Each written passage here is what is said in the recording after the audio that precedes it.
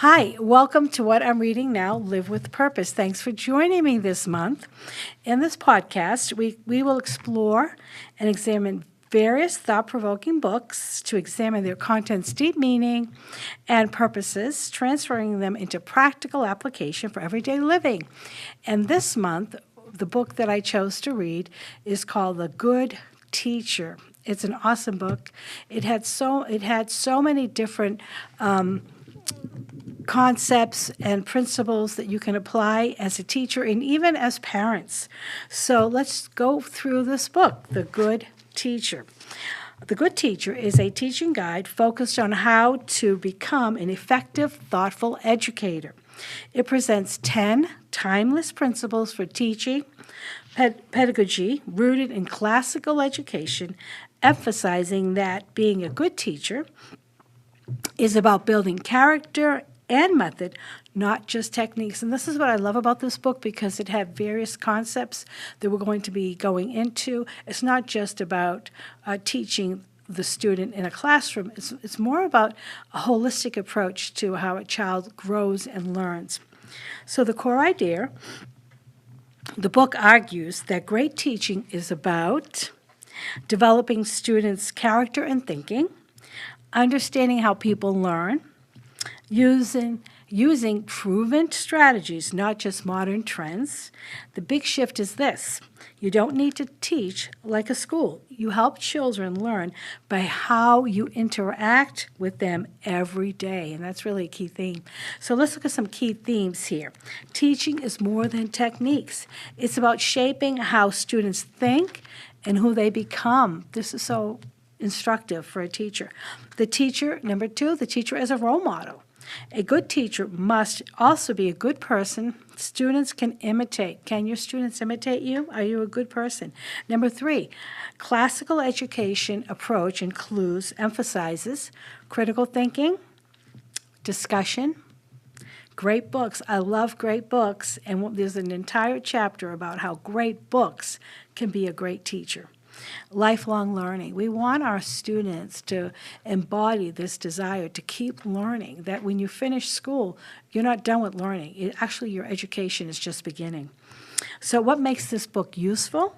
Practical examples for classroom and homeschooling.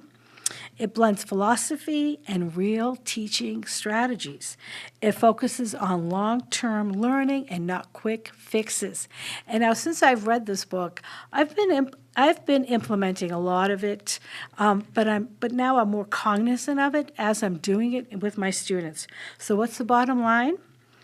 Great teaching comes from wisdom, patience, and understanding how people truly learn, not just following techniques. So here in this book are principles of how people actually learn.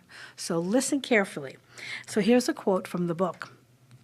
The teacher who remains a student will regularly display her own delight in growing in knowledge herself.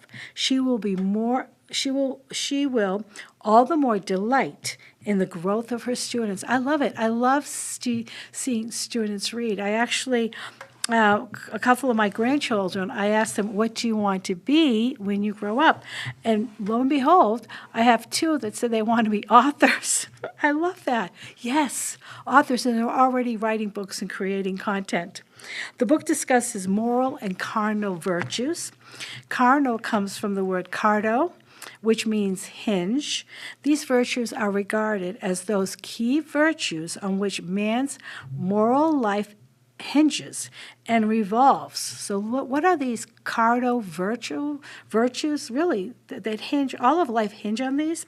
The first one is prudence, seeing what is real and knowing what to do in various circumstances.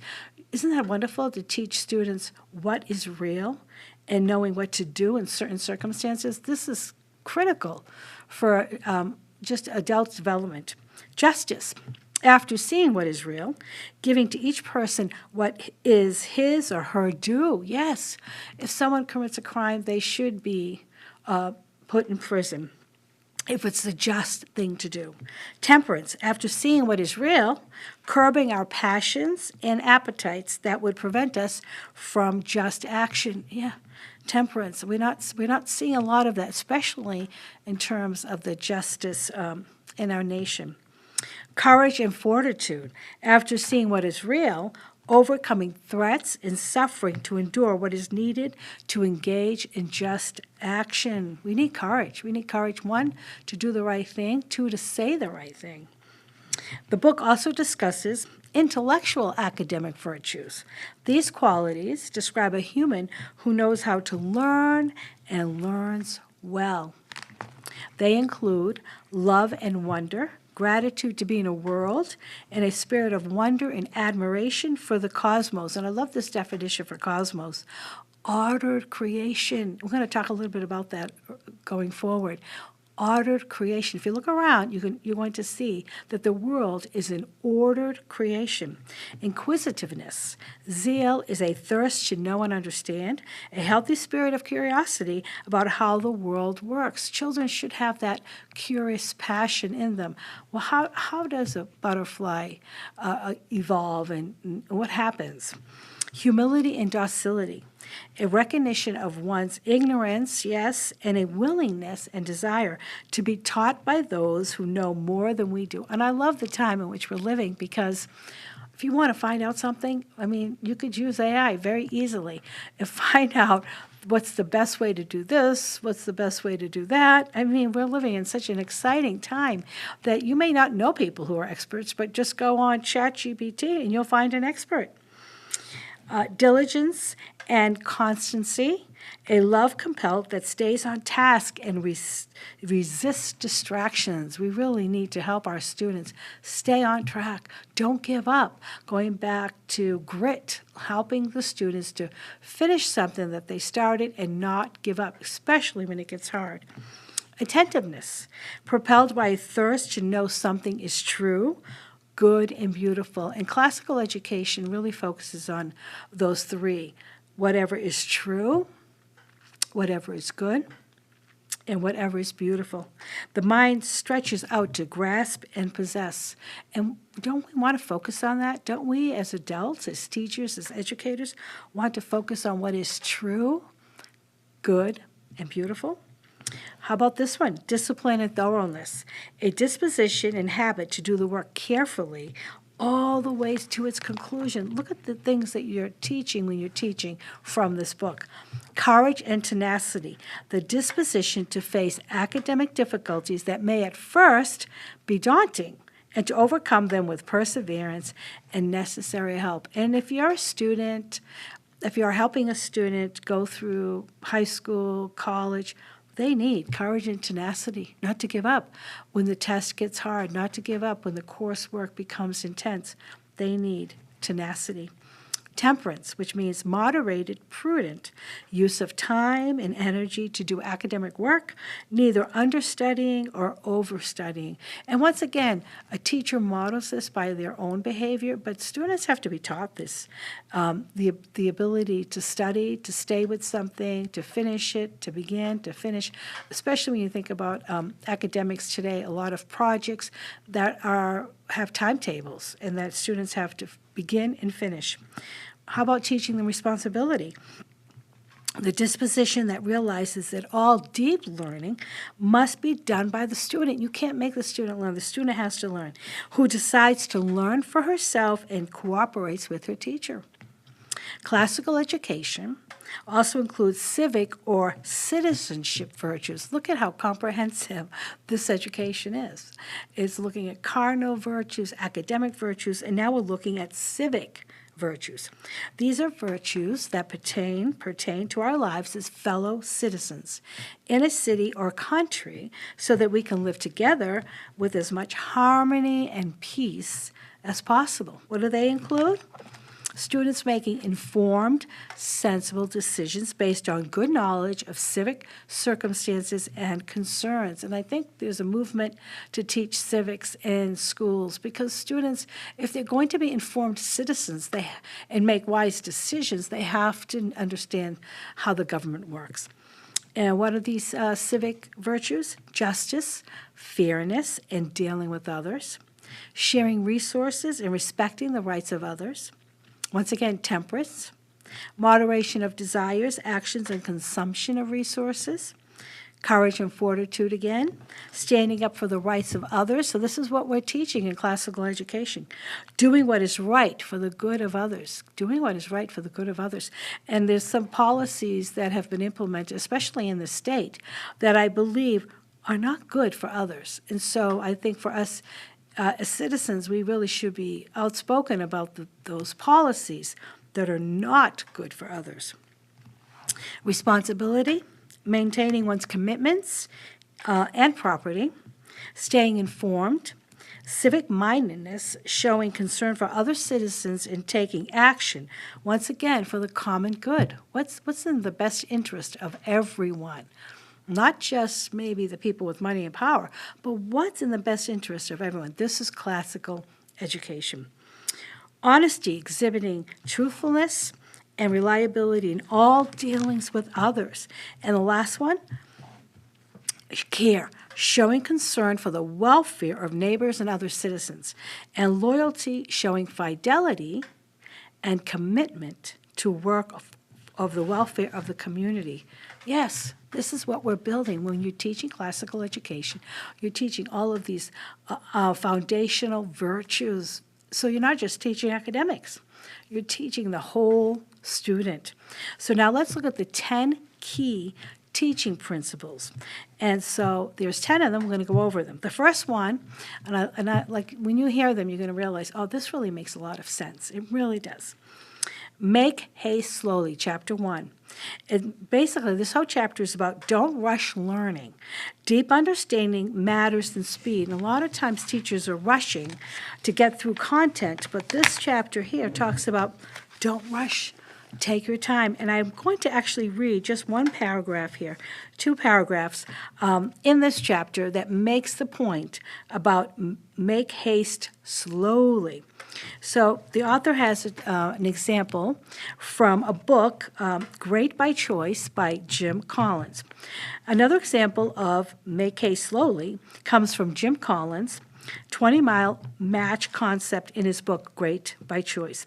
He imagines 2 hikers setting out for San Diego, so listen carefully, California, embarking on a 3,000-mile walk to the tip of Maine. The first hiker has mapped out a plan to march exactly 20 miles each day. 20 miles each day. By the 3rd day, she hits the desert. Though she wants to rest in her tent, she doesn't. She marches 20 miles. When the weather cools and the wind hits her back, she could go much further, but she sticks with her 20 miles.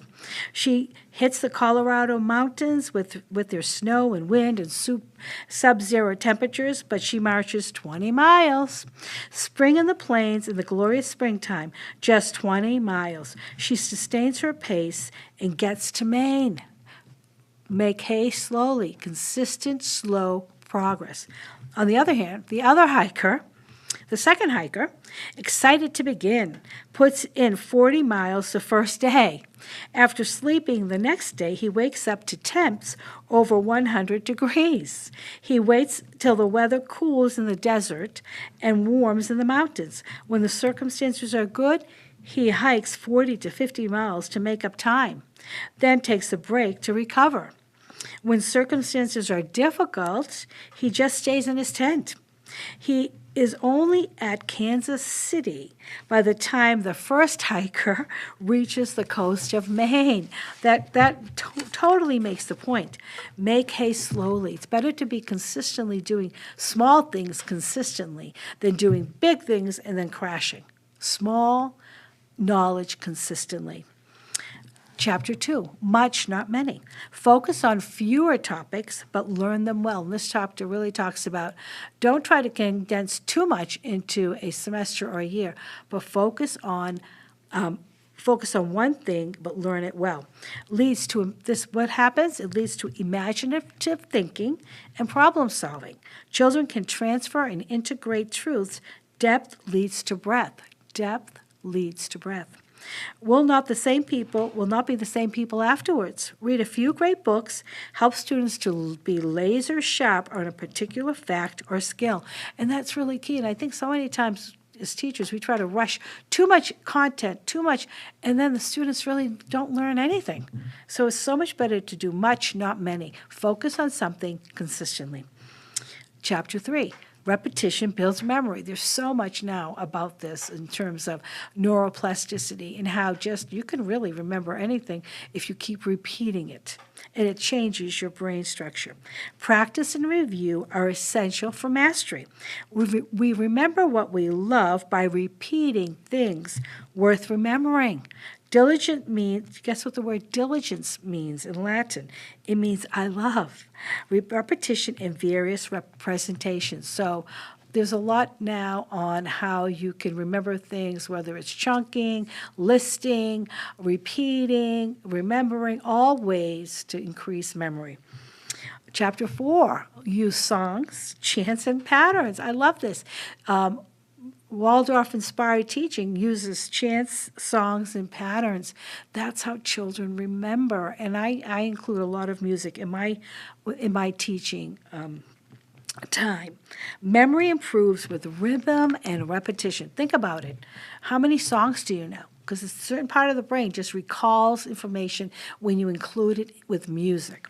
Singing and chanting is a pervasive human phenomenon that aids memory, builds community, and fosters emotional engagement and delight.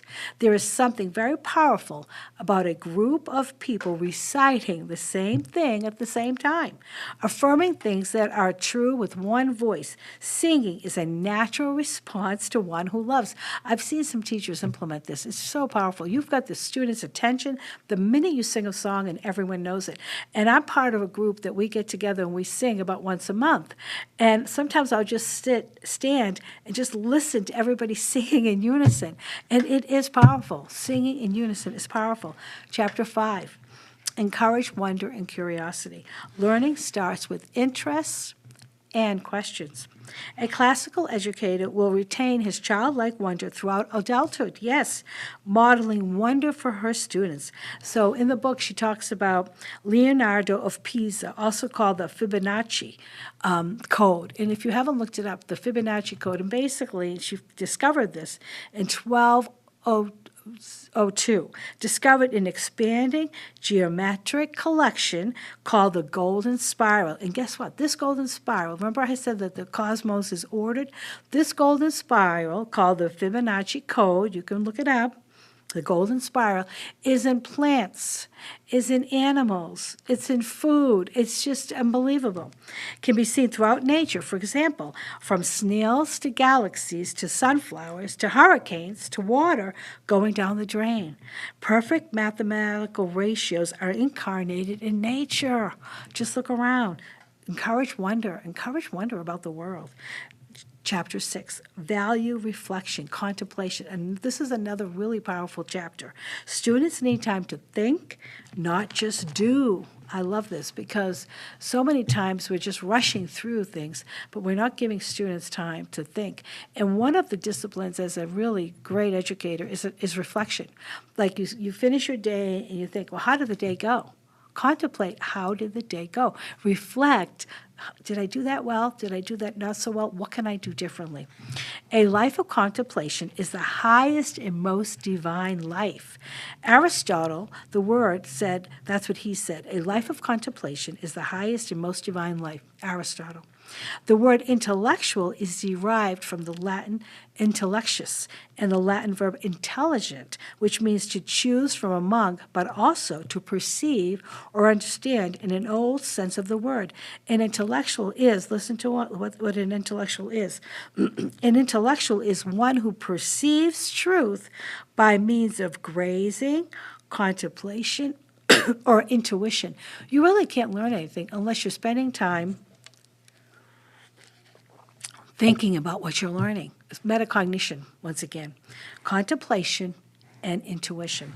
For our students to become intellectuals, they must be led by restful teachers in classrooms and homes that themselves are ordered and restful and as beautiful as we can make them. Isn't that true? Isn't that true? If you look at some of these wonderful universities we have, especially in New England, aren't the libraries gorgeous? I mean, they're just gorgeous with the paneling and yes, We learn best in ordered, beautiful environments.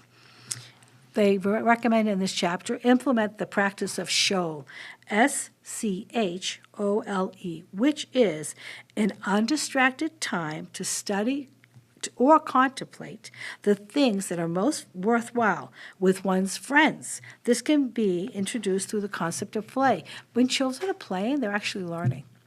Play is learning for children. They're spending concentrated time learning. If they're playing with other friends, they're learning to take turns, they're learning to wait, they're learning to problem solve. Think about it. Children need time for show, to contemplate. Play, work, and show should be implemented throughout the day in the classroom. Chapter 7, embodied learning. This is another one that I implement. Learning should involve the body, emotions, and imagination. This chapter identifies liturgy learning as creating an academic rhythm and harmony. Once again, Waldorf-inspired classrooms have a lot of liturgy and movement. By liturgies, we mean what happens communally among people.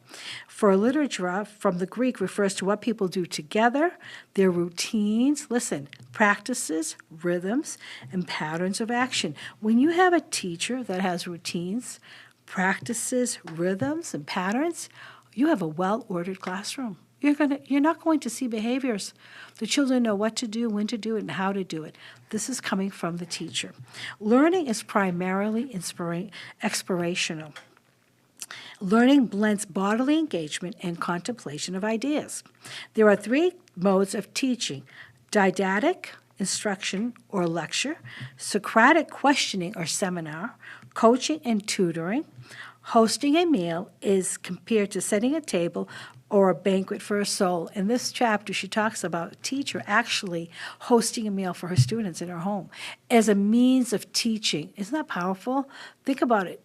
Invite some people over your home and have the understanding that you're actually teaching from this process. And there's so much research now about how people, 1, want to be face-to-face in community, 2, learning from one another. And the meal is the best place to do it. The best place. Invite somebody over this weekend. Hosting a meal is compared to setting a table or a banquet for the soul. Set a banquet for your friends. Chapter 8, by teaching we learn. Students deepen understanding by explaining. Through the act of imparting knowledge to others, whether by speaking, writing, or any other means, the knowledge we possess is confirmed and takes deeper root. Aquinas.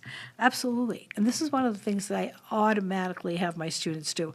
They teach and they grade each other's work. They can, and they do. And it makes them feel empowered, and that's instilling learning. Allow students to teach each other.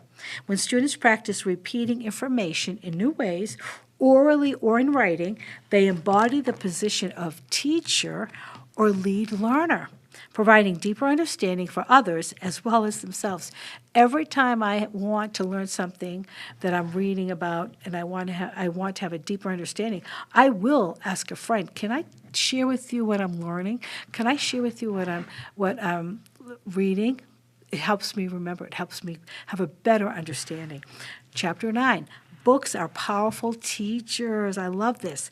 Reading great texts build thinking skills. Listen to what it says. This is a quote from the book. The best teacher a good book is, or a good book is the best friend. And it's interesting. There's a movie out now from one of the great books of George Orwell, Animal Farm, and I did go see the movie, and I thought to myself, the book was 100 times better. So good books. Introduce the students to good books. Parents, introduce your children to the great literature that's out there. Read a good book out loud and make connections. Yes, lead discussions. Have students write short response papers of 1 or 2 pages. And it's interesting now, whenever I'm hearing anything, somebody talking about a book, an article, I automatically make connections. Automatically. That's what a good learner does. They make connections to what they already know, and they add to this new knowledge. Chapter 10. learning through conversation. Dialogue and relationships are key to education. Friendship adds a brighter radiance to prosperity and lessens the burden of adversity by dividing and sharing it. And while friendship is the greatest sweetener of life, it not only gives an added zest to our studies, but it stimulates and sustains our zeal. Cicero. Conversation. It's so important to have conversations as a teacher with your students and as parents with your children. Friendship is an abstract art. It helps bring forth what would otherwise not be born and gives life to the thoughts of others. True friends do not merely entertain one another, they help one another in a deeper way to grow in wisdom, to think more clearly, and to live more fully. Isn't that true? Good friends. So what are some conversation cultivators? It includes uninterrupted time, freedom for ideas, listening, validation, restating what someone said for clarification, adding, expanding another's ideas, asking good, open-ended questions, and staying on topic. One of the things that I've been trying to employ myself is tell me more. Just say that. When somebody's talking to you, telling you something, just say to them, tell me more. And then someone said, is there anything else you want to tell me? What else? So you can say, tell me more, and then say, what else do you want to say? You will find that people will open up to you, and your students will tell you, and whoever you're talking to, you'll get greater conversation. Tell me more, and what else? Conversation killers include lack of time, agenda, expectations for certain answers, judgment, ridicule, one person talking too much, thinking about what to say next instead of listening, not listening, interrupting, yes or no questions, and sidetracking the conversation. So now the book also goes on and gives you some examples for home that you can implement at home. And I'm just going to add, because our time's up, I'm just going to add a couple of things that you can actually implement at home. So you can ask your child to teach you something. Ask your child to teach you anything they learned, reinforces memory. Teach life skills, cooking together, having them help make simple food items. Plan a day. Let your child plan a simple outing or a meal. I've done that. Simple weekly mix. You don't need to do everything. Try 2 reading activities, 2 math activities, or 2 creative curiosity activities. So the key tip is the magic isn't in the activity, it's talking during. Instead of correcting, ask, why do you think that, and what did you notice? So the bottom line, learning at home works best when it feels like playing, talking, exploring, and not teaching. So I highly recommend this book, especially if you're a teacher. So many great ideas and nuggets and ways to really structure your classroom and to advance your students' overall academic and all the virtues that are helpful and needful. Thank you for joining me this month for what I'm reading now. Next month we'll go back to some biblical insights and finding out how when we are weak, we actually are strong. Thank you for joining me. See you next month.